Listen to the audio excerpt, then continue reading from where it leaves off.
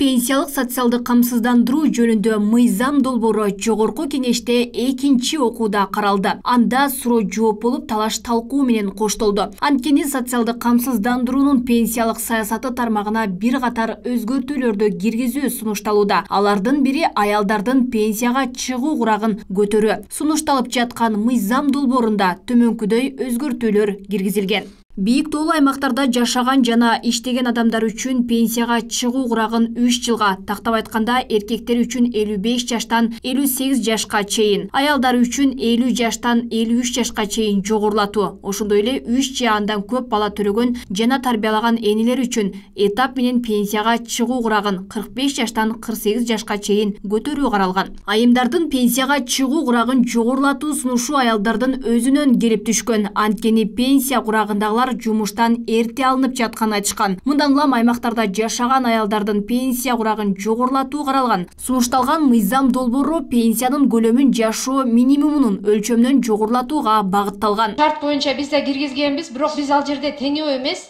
теңөө саясат эмес. Мисалы билесиздер, 3 бала төрөгөн айымдар тоолуу шартта 45 жашта чыгат бүгүнкү күндөчү. Ошолорду этап менен 6 айдан 6 жылдын ичинде 48 жашка чейин. Ошол эле тоолуу эмес аймактарда жашаган айымдар 58 жашап чыгат. Ошондо алар 10 жыл эрте чыгышат да. То есть льготалар сакталып калып атат. Болгону баягы жашоо узактыгына биз корректировка жасап атабыз. Деген менен эл өкүлдөрү бул мыйзам долбоорду сындап каршы пикирин билдиришти. Анткени бул документте жарандардын кызыкчылыгы эске алынбагандыгын белгилеп, четке кагууну сунушташты. Алар оор турмушта жашап, жыргагандан жашап атат ошол жерде. Алар деле ушул шаарга келип, мегаполистерге жашагысы келет. Бирок турмуш ошол жерге көнүп калган. Биз ошол жерде ошол жарандарыбызды кармайлы деген ниетте.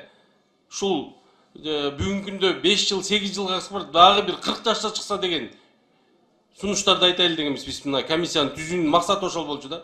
Сиздер келип туруп анан кайра кыскартып узартабыз дегениңиздер кандай болуп калды? Тоолуу райондордон, Алай районунан, башка тоолуу райондордон бизге азыр ушул мыйзам долбоору талкууланып аткан учурда жарандарыбыз кайрылып атат. Ушул мыйзам долбоорун жөн эле күн тартыбынан алып койбой, мына Адахан Кимсамаевич айтып өттү азыр. Четке какпайлы азыр. Сунушка коюңуз, четке кагалы мыйзам долбоорун. Дагы бир топ ай иштеп чыккыла, анан кийин алып келгиле. Макулдашкыла, комитеттерде карайлы, дагы четке кагышыбыз керек муну мыйзам долбоорун. Отклонить деп добушка коюңуз, биз ошону колдоп берели. Менин сунушум ушундай. Рахмат. Буга чейин Кыргызстанда пенсияга чыгуу курагы аялдар үчүн 58, эркектер үчүн 63 жаш деп белгиленген. Аткаруу бийлиги 2023 жылдан баштап пенсиялык ири реформалар башталарын жарыялаган. Жашыраак 50 жаштан чыгарып койгону туура эле. Себеби элге чыкканда эле кампир болуп кантип каарып, ден соолуктан кетип атабыз, ушу тиргиликте болуп жүрүү элечи. Менин пикирим деле ошол, эртерээк чыгарып берсе жакшы болмок. Себеби аялдардын көпчүлүгү эле көп балалуу, кээ бирлери мындай жалгыз бой аялдар көп, жолдоштору өтүп кеткен.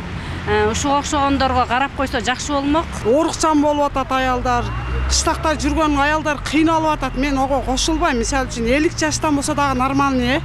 Анан кийин тоолуу райондорду эле карап, бул айылдагы немелерди караса болбойт да.